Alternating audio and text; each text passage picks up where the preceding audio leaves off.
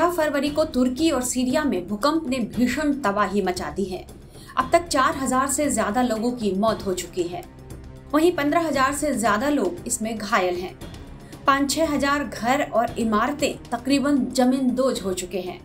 7 फरवरी को भी तुर्की में भूकंप के कई झटके महसूस किए गए।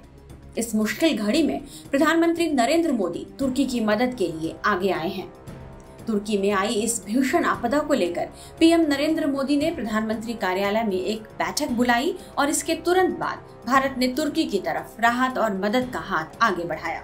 भारत ने एनडीआरएफ की 2 टीम के साथ साथ राहत सामग्री भी तुर्की की ओर रवाना कर दिया है। भारत की इस मदद पर मुस्लिम देश तुर्की ने प्रतिक्रिया भी दी है।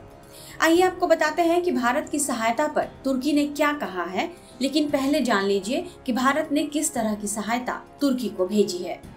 भारत ने भूकंप राहत सामग्री की पहली खेप तुर्की को भारतीय वायुसेना के विमान से भेजी है।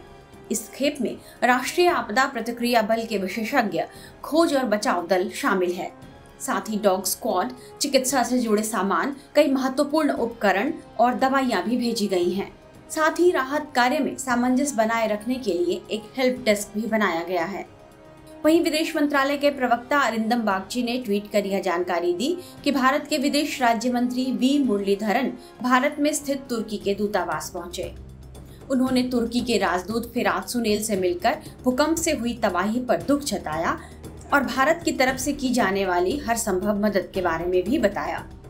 गौर करने वाली बात है कि तुर्की उन देशों में शामिल है जो कश्मीर के मुद्दे पर पाकिस्तान का साथ देता रहा है और भारत विरोधी राग अलापता रहा है, लेकिन जब उस पर मुसीबत आई है और बुरा वक्त आया है तो भारत ने उसकी मदद में किसी तरह की हिचक नहीं दिखाई, बल्कि आगे बढ़कर तुर्की के लोगों के लिए अपनी सहायता और राहत सामग्री भेजी है।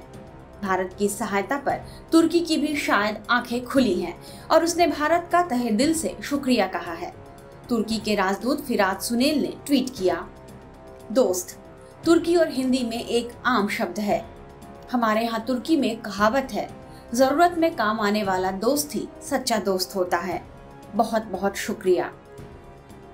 तुर्की के राष्ट्रपति रेचेप तैयब एर्दोगन का पाकिस्तान प्रेम किसी से छिपा नहीं है। एर्दोगन पाकिस्तान और चीन की सहायता से खुद को इस्लामिक देशों का नया खलीफा बनाने की कोशिश करते रहे हैं। वह आए दिन भारत के खिलाफ जहर भी उगलते रहे हैं।